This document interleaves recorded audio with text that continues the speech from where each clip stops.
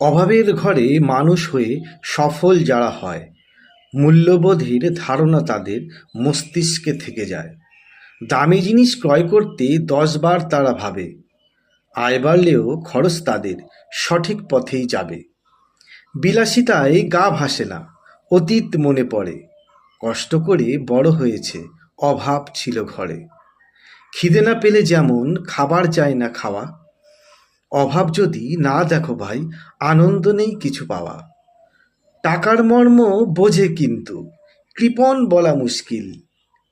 ফালতু খরচ করতে গেলে ভূতে মারে কিল।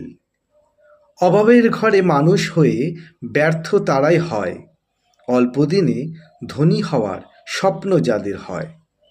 অসৎ পথে ব্যবসা করে অথবা জুয়া খেলে লোভ লালসা শেষ করে দেয়, ঘিরে ধরে মায়া জলে।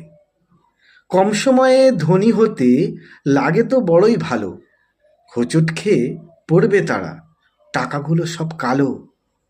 লোক ঠকিয়ে ব্যবসা করা সহ্য নাই হবে, একদিন না একদিন পতন তাদের হবে।